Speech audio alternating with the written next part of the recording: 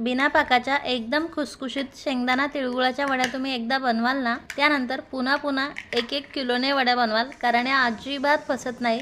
तसंच या खूप म्हणजे खूप खुसखुशीत होतात बरं. अगदी तोंडात ठेवलं तर विरघळतील अशा.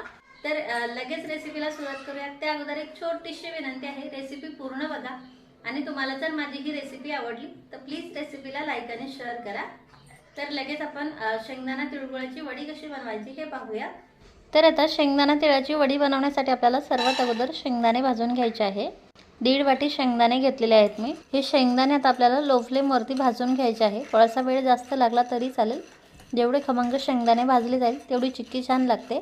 शेंगदाणे व्यवस्थित भाजले की असे थोडेसे फुटायला सुरुवात होते आणि याचे वरचे टर्पल ऑटोमॅटिक मग निघायला सुरुवात होते. मगाशीपेक्षा आत्ताचे हे भाजलेले शेंगदाणे वेगळे दिसत आहे. शेंगदाणे व्यवस्थित भाजलेले आहे. हे मी आता खाली काढून घेते. आता याच कढईत मी 1 वाटी तीळ घातलेले आहे. तीळ देखील आपल्याला एकदम लो फ्लेमवरती भाजून घ्यायचे आहेत. हाय फ्लेमवरती भाजायला गेलं तर वरतून थोडेसे काळे डाग पडतात पण आतून कच्चे राहतात. त्यामुळे लो फ्लेमवरती शेंगदाणे आणि तीळ भाजून घ्यायचे आहेत आपल्याला. तीळ देखील व्यवस्थित फुललेले आहे आणि यातून असा तडतड आवाज यायला लागला म्हणजे तीळ उडायला लागले की आपल्याला गॅस बंद करायचा आहे. तीळ देखील काढून घेते मी.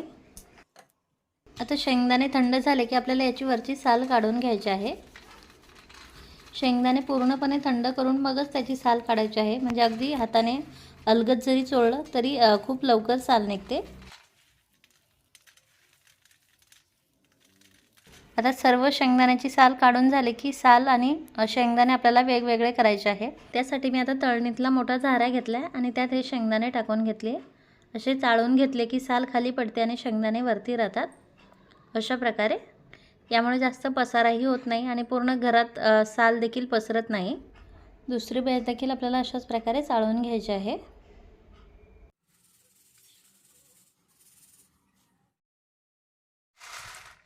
आता हे साल काढून घेतलेले शेंगदाणे आपल्याला मिक्सरच्या भांड्यात घालायचे आहे आणि मिक्सर पल्स मोडवरती फिरवत आपल्याला याची जाडसर एकसारखी पावडर करून घ्यायची आहे. यात मोठे मोठे तुकडे राहणार नाहीत याची काळजी घ्यायची आहे. अशा प्रकारे पावडर करून झाली की आता हे भांडं मी साईडला ठेवले. मोठं मिक्सरचं भांडं घेतले. त्यात भाजलेले 1 वाटी तीळ घालायचे आहे. त्यात आपल्याला बारीक चिरलेला 2 वाटी गूळ घालायचा आहे. हा ऑर्गॅनिक गूळ आहे. थोडासा मेल्ट झालेला आहे. त्यामुळे यात मी 1.5 वाटी गूळ घालते. पण तुम्ही घेतलेला गूळ जर ढेपमध्ये असेल तर तो आपल्याला बारीक चिरून घ्यायचा आहे आणि वाटीने 1.25 ते 2 वाटी घ्यायचा आहे. हा मेल्ट झालेला गूळ जास्त असतो त्यामुळे मी थोडासा कमी घेतला आहे. 1.5 वाटी घेतलेला आहे. आता आपल्याला तीळ आणि गूळ थोडेसे एकजीव होईपर्यंत मिक्सरला पल्स मोडवरती फिरवून घ्यायचे आहे. हे थोडेसे एकजीव झाले की लगेच आपल्याला शेंगदाण्याची जी आपण पावडर केलेली आहे ती देखील यात घालायची आहे आणि परत याला पल्स मोडवरती फिरवून घ्यायचं आहे. अशा प्रकारे एकजीव झालं की हे मिश्रण आपल्याला कढईत ओतून घ्यायचं आहे. गॅसची फ्लेम आपल्याला एकदम कमी ठेवायची आहे आणि आता सर्वात अगोदर आपल्याला यातला गूळ वितळवून घ्यायचा आहे. गूळ वितळला की सर्व मिश्रण छान एकजीव होतं आणि सगळ्या मिश्रणात एकसारखा गोडवा पसरतो. मी घेतलेला गूळ ऑलरेडी थोडासा वितळलेला होता त्यामुळे इथे लगेच गूळ वितळायला सुरुवात झालेली आहे. तुम्हाला थोडासा जास्त वेळ लागू शकतो. गूळ वितळायला सुरुवात झाली की मिश्रणाला असा थोडासा ओलसरपणा येतो. तसंच हे मिश्रण थोडा वेळ परतून घेतल्यामुळे आपल्या शेंगदाणा तिळाच्या वडीला थोडासा कडकपणा देखील येतो. आता यातला सर्व गूळ वितळला की हे मिश्रण आपल्याला एकदम लो फ्लेमवरती 4 ते 5 मिनिट अजून परतवून घ्यायचं आहे, जेणेकरून यात थोडासा घट्टसरपणा येईल, चिकटपणा येईल. हे मिश्रण आपल्याला जास्त वेळ परतायचं देखील नाही आहे, नाहीतर हे कडक होऊन जाईल आणि गूळ जळाला की मग वड्या देखील थोड्याशा कडसर लागतात. आता आपल्याला यात 1 चमचा साजूक तूप घालायचं आहे. यामुळे वडीला टेस्टही छान येते आणि शाईन देखील येते. तूप व्यवस्थित मिक्स करून घ्यायचं आहे.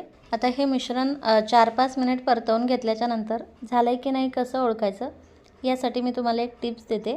थोडंसं मिश्रण एका प्लेटमध्ये काढून घ्यायचं. मिश्रण थंड झालं की त्याला थोडासा कडकपणा आला आहे का चेक करायचं आणि तसं नसेल मिश्रण म्हणजे जशीचं तसं असेल तर मग थोडा वेळ परतवून घ्यायचं आहे. आता यात मी थोडीशी इलायची पावडर आणि थोडीशी जायफळ पावडर घालते. हे व्यवस्थित मिक्स करून घेते. आता मिश्रण झालेलं आहे कारण याला छान चिकटपणा आला आहे. लगेच याचा असा गोळा होतो आहे, तुम्ही पाहू शकाल. आता लगेच गॅस बंद करते मी आणि हे मिश्रण आता एका तूप लावून घेतलेल्या ताटात पसरवून घेते. ताटाला तूप लावून घेणं गरजेचं आहे, यामुळे मिश्रण खाली चिटकत नाही आणि वड्या निघायला सोपं जातं. सर्व मिश्रण ताटात ओतून घेतलं की आपल्याला हे आता असं एकसारखं पसरवून घ्यायचं आहे. स्पॅच्युलाच्या मदतीने पसरवून घ्यायचं आहे किंवा एखाद्या फुलपात्र किंवा सपाट बुडाच्या वाटीला किंवा प्लेटला तूप लावून घ्यायचं आहे आणि त्याने हे मिश्रण असं एकसारखं पसरवून घ्यायचं आहे। अशा प्रकारे आणि हे आता आपल्याला थोडंसं थंड होण्यासाठी ठेवायचं आहे 15 ते 20 मिनिटं। 15 ते 20 मिनिटानंतर हे आता थोडंसं थंड झालेलं आहे, कडक झालेलं आहे। याला आता आपल्याला पाहिजे त्या आकाराचे कट लावून ठेवायचे आहे, कारण हे मिश्रण नंतर थोडंसं अजून थंड झालं की मग वड्याला छान फिनिशिंग येत नाही। त्यामुळे आपल्याला हे कोमट असतानाच याला असे कट लावून ठेवायचे आहे। चौकोनी वड्या बनवते मी, त्यामुळे याला उभे आणि आडवे कट लावून घेते। अशा प्रकारे तुम्ही डायमंड शेपमध्ये कुठल्याही आकाराचे कट करू शकता वड्या। आता याला कट लावून झाले की आता आपल्याला परत पूर्णपणे थंड होण्यासाठी 1 ते 2 तास असंच ठेवायचं आहे। तसं तर लगेच देखील याच्या वड्या निघतात, पण हे आपण थोडंसं थंड होऊ देऊयात, पूर्ण सेट होऊन देऊयात आणि त्यानंतर याच्या वड्या काढून घेऊयात। 2 तासानंतर वड्या आपल्या पूर्णपणे सेट झालेल्या आहे। आता आपण ह्या काढून घेऊयात। तुम्ही पाहू शकाल किती सहज निघताय आणि चवीला तर एवढ्या जबरदस्त लागतात ना, तसेच शरीरासाठी देखील खूप फायदेमंद आहे। त्यामुळे ह्या हिवाळ्यात तुम्ही या वड्या नक्की बनवून खा। वड्याला किती छान फिनिशिंग आले तुम्ही पाहू शकाल, तसेच ह्या खूप खुसखुशीत देखील झालेल्या आहेत बरं, तुम्ही पाहू शकाल। आता सर्व वड्या मी एका ताटात काढून घेते।